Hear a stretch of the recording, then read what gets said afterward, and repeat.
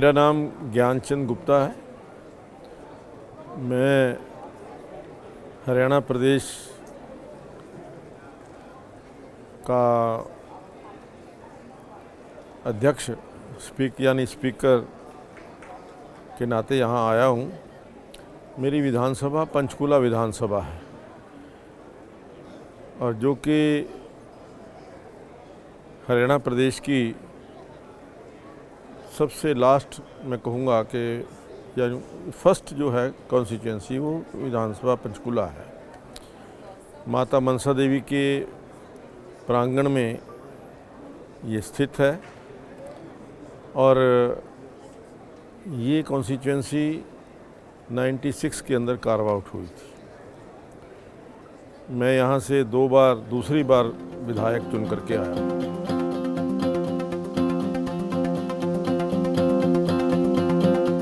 देखिए, बहुत अच्छा इनिशिएटिव भाई राहुल करार ने लिया है और पिछले लगभग 1 वर्ष से मैं भी उनके साथ जुड़ा हुआ हूँ और लगभग सभी मीटिंगें मैंने अटेंड की हैं। और जितनी शिद्दत के साथ, जितनी मेहनत के साथ राहुल जी ने इतना बड़ा आयोजन किया है वो बधाई के पात्र हैं। एक ग्रेट इनिशिएटिव और मैं समझता हूँ कि इसके आने वाले समय के अंदर जो देश की राजनीति है उसके अंदर इसका एक महत्वपूर्ण योगदान रहेगा।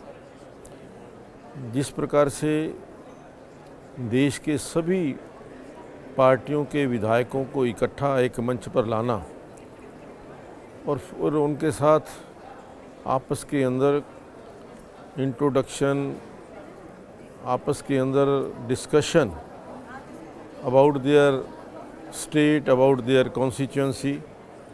सो मैं समझता हूँ कि एक तो राष्ट्रीयता की भावना इससे बहुत ज़्यादा उजागर होगी और आने वाले समय के अंदर ये जो कॉन्फ्रेंस है आज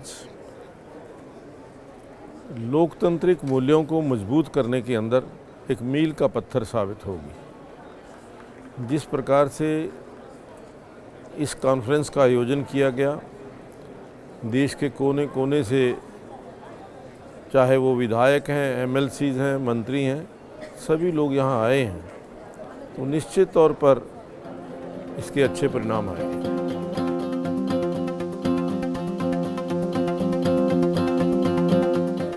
देखिए,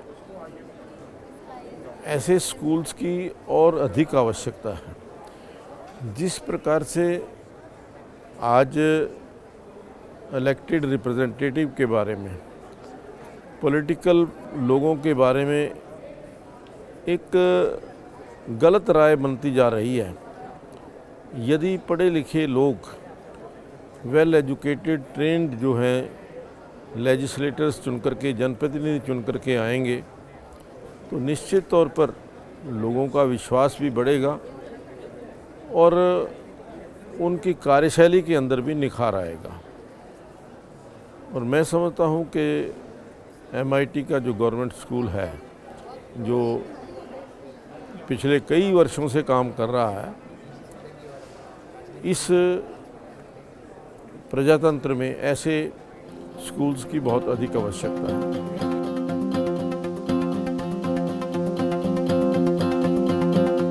देखिए, मेरा जीवन, जो राजनीतिक जीवन है, बहुत लंबा है। मैं चंडीगढ़ में 2 बार काउंसलर रहा, चंडीगढ़ का मेयर रहा और उसके पश्चात हरियाणा प्रदेश के अंदर भी अलग अलग जो पोस्ट हैं पार्टी की, चाहे वो state wise president, state secretary, state treasurer और फिर उसके बाद जो chief whip of the party, now I am speaker of the Haryana state assembly. तो एक लंबी संघर्ष के बाद ये आज जो स्थान है मिला है और मेरी पृष्ठभूमि, क्योंकि जो कुछ आज मैं हूँ, मैं ये मानता हूँ कि वो मेरी पृष्ठभूमि में जो राष्ट्रीय स्वयंसेवक संघ की विचारधारा है, या जो राष्ट्रीय स्वयंसेवक संघ ने अनुशासन सिखाया है, उसका ही एक बहुत अच्छा ये परिणाम है कि आज मुझे इस स्थान पर काम करने का अवसर प्राप्त हुआ।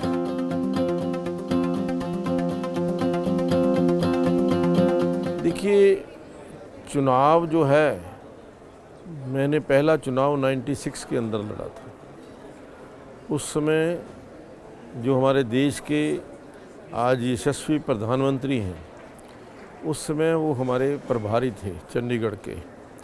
उनकी देखरेख में आशीर्वाद से चुनाव लड़ा, और आप मानेंगे नहीं कि जो पहला पार्षद का चुनाव था, काउंसलर का, वो सिर्फ 60,000 रुपये में मैंने लड़ा था।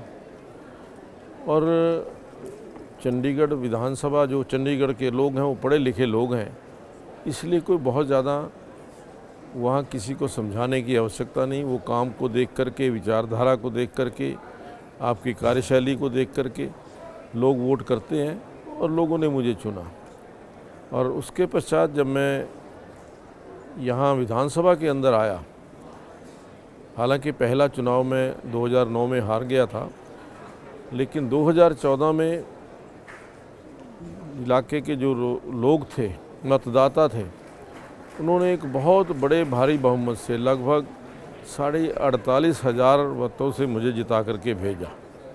दूसरी बार भी मुझे कंटिन्यूस सफलता मिली, और मैं समझता हूँ कि उसका मुख्य कारण हमेशा जनसंपर्क, जनता के बीच में रहना, जनता की समस्याओं के समाधान के लिए प्रयास करना, ये मैं समझता हूँ कि जो चुनाव जीतने के मुख्य विषय रहे।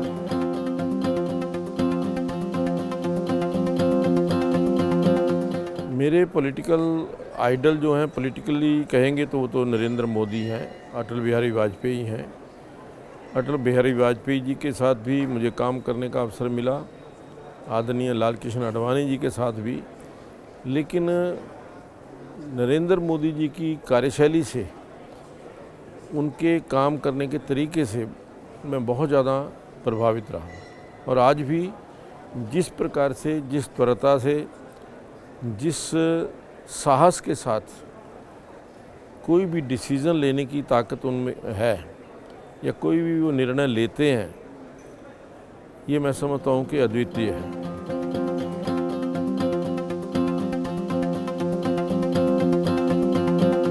देखिए, सबसे बड़ी लोकतंत्र की विशेषता कि एक झुग्गी झोपड़ी में रहने वाला व्यक्ति, गरीब व्यक्ति, उसका भी एक ही वोट है, और जो राष्ट्रपति हैं उनका भी वोट एक ही है।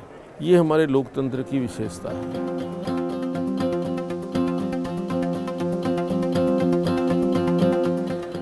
मैं युवाओं से कहूँगा कि राजनीति बुरी नहीं है।